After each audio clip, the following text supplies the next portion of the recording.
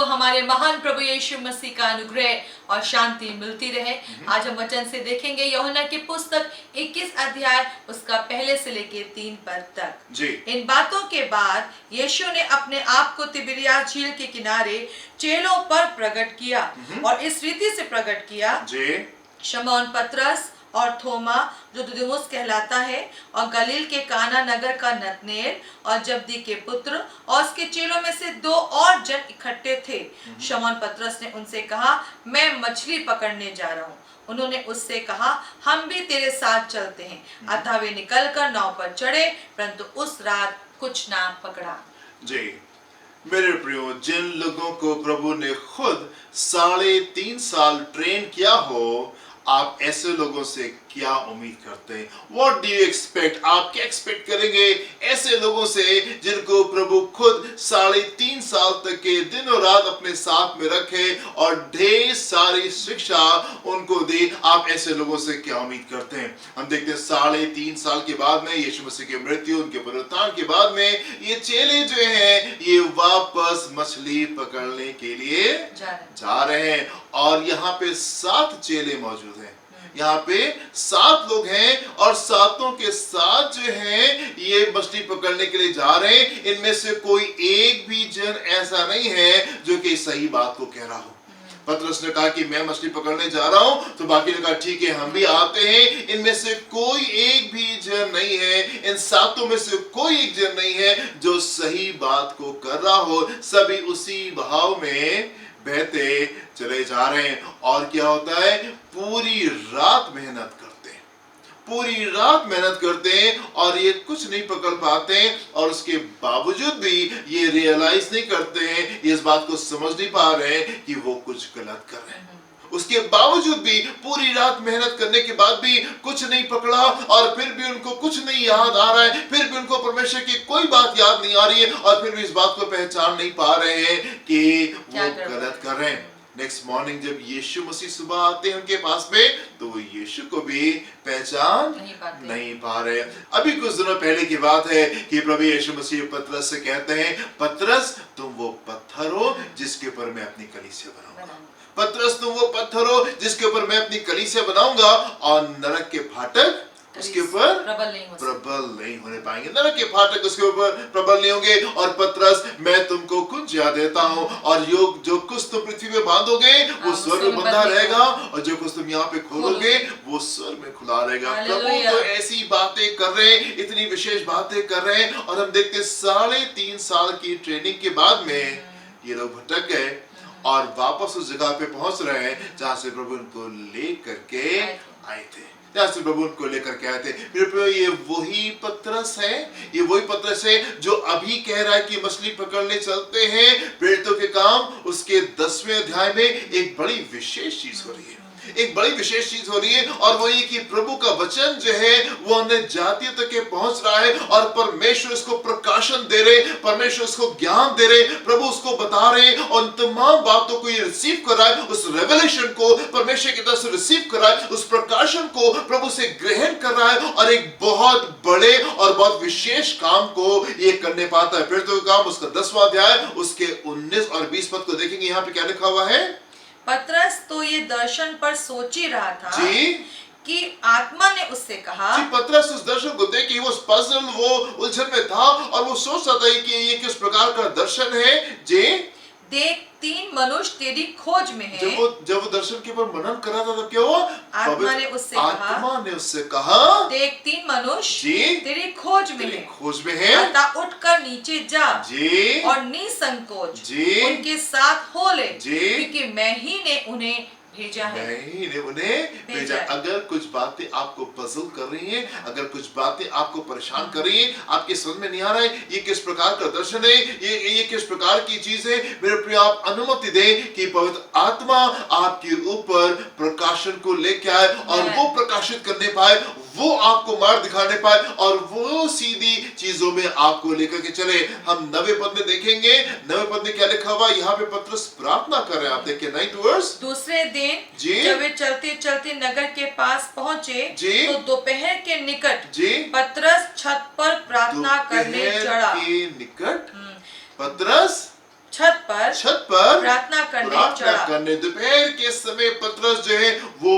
प्रार्थना कर रहा है और प्रार्थना के समय उसको दर्शन मिल रहा है। प्रार्थना के समय पवित्र आत्मा से बात कर रही है और एक बहुत इंपॉर्टेंट रेवलेशन को, एक बहुत ही जरूरी प्रकाशन को पवित्र आत्मा लेकर के आता है पतरस के पास में, और पतरस वो तमाम बातें वो समझने पाता है, दर्शन की बातें समझने पाता है, परमेश्वर की इच्छा को समझने पाता है और वो आगे जाता है। और हम देखते हैं बहुत ही इंपॉर्टेंट कार्य जो यहाँ पे होने पाता है, और इस इवेंट के द्वारा जो परमेश्वर का वचन है वो अन्य जातियों तक के निकल करके आने पाता है।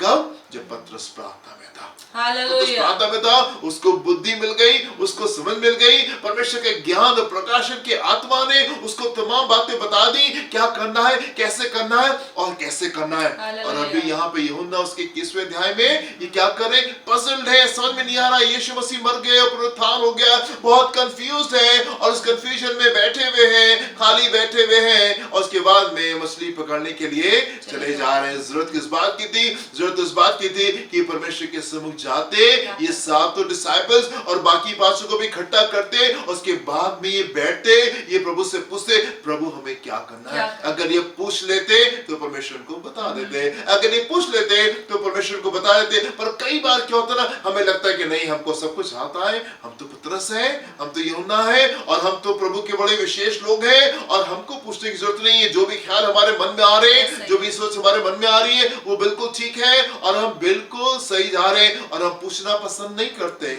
हम शिक्षा पसंद नहीं करते, हम नहीं चाहते कि हमको कोई बताए कि ये गलत है और ये सही है। अपने अगुओं के पास में नहीं जाते और कई बार परमेश्वर के पास में नहीं जाते। कई बार हमको लगता है हमको सब आता है, हमको सब मालूम है, और 3.5 साल की शिक्षा प्राप्त करने के बावजूद भी हम इनको एक बहुत गड़बड़ चीज में पाते हैं। मेरे प्रिय सैमुअल एक जन है, परमेश्वर के वचन में बहुत बड़ा भविष्यवक्ता है, और एक बहुत बड़ी गलती उससे होने जा रही थी, पर उसने परमेश्वर से पूछ लिया। उस गलती से पहले उसने पूछ लिया, अगर प्रभु से नहीं पूछता तो एलियाब को वो राजा होने के लिए अभिषेक कर देता, और एक बहुत बड़ा मिस क्रिएट हो जाता, एक बहुत बड़ी गड़बड़ी बन जाती वहां पे, अगर वो एलियाब को राजा होने के लिए चुन लेता और दाऊद को मिस कर जाता। मेरे प्रिय, बहुत जरूरी है कि आप परमेश्वर से पूछें और प्रभु आपको बताएंगे। इफिशियंस चैप्टर 1 वर्स नंबर 17 में क्या लिखा हुआ है? इफिसियंस का पहला अध्याय उसके 17 पद में क्या लिखा हुआ है?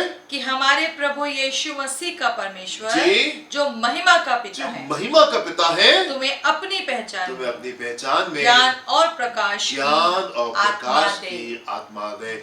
परमेश्वर के पास में जाएंगे तो वो आपको ज्ञान और प्रकाश का आत्मा देगा, जो कि आपको ज्ञान से भरेगा और आपको प्रकाशन देगा, और आप डिफरेंट लेवल पे पहुंच आप डिफरेंट लेवल पे पहुंच पाएंगे। मेरे प्रिय, परमेश्वर की इच्छा है कि आप समझदार होने पाए, परमेश्वर की इच्छा है कि आपको बुद्धि मिलने पाए, आपको समझ मिलने पाए, और आप बहुत ऊंचाई पे निकल के आने पाए। जैसे डैनियल था, जैसे यूसुफ था, मेरे प्रिय, परमेश्वर चाहते कि वो आपको बुद्धि दे और वो आपको समझ दे, जो कि आपको बहुत इज्जत की जगह के ऊपर लेकर के जाए, और लोग आपकी इज्जत करने पाए, और उसके द्वारा परमेश्वर की महिमा होने पाए, परमेश्वर की महिमा होने पाए। पर बहुत जरूरी है कि अपनी उलझनों में, अपनी परेशानियों में, अपनी चीजों में आप परमेश्वर के सम्मुख आए, आप प्रार्थना करें और आप प्रभु से पूछें।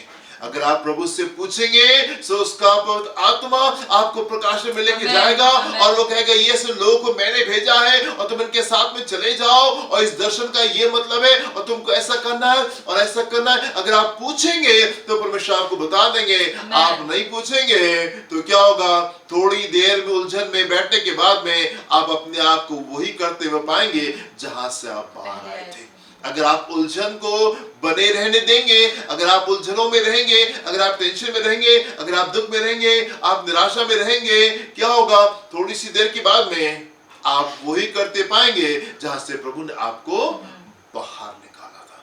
मेरे प्रिय, परमेश्वर की इच्छा ये है कि वो आपको बुद्धि दे, वो आपको समझ दे, और आपको एक ऊंचे स्थान के ऊपर लेकर के जाए। प्रभु से पूछें और आप आगे बढ़े, उन्नति को प्राप्त करें, प्रभु की महिमा होने पर। आंखों को बंद करेंगे, प्रार्थना करेंगे। पिता, जबकि आप सहायता करने वाले पिता परमेश्वर हैं, आवश्यकता के समय हर परिस्थिति में आपकी अगुवाइयों ने ही हमारे जीवन को सुंदर बनाया है। पिता, हमारे सारे प्रिय लोग, हम सारे लोग प्रभु, हर एक कार्य करने से पहले आपकी बात जो है आपसे पूछें, आपसे सुने, आपसे अगुवाई लें, क्योंकि परमेश्वर पिता यही सही तरीका है प्रभु। अपनी बुद्धि का सहारा ना लें, अपनी समझ का सहारा ना लें, पर पिता आपसे पूछकर अपने जीवन को आगे लेके जाने पाए। प्रभु, आप एक सही तबीयत हम सबको दें पिता परमेश्वर। प्लीज पिता, इस प्रार्थना को हम यीशु मसीह के नाम से मांगते हैं। Amen. Amen. Amen. प्रभु आपको आशीष दे। God bless you. जय मसीह। जय मसीह की।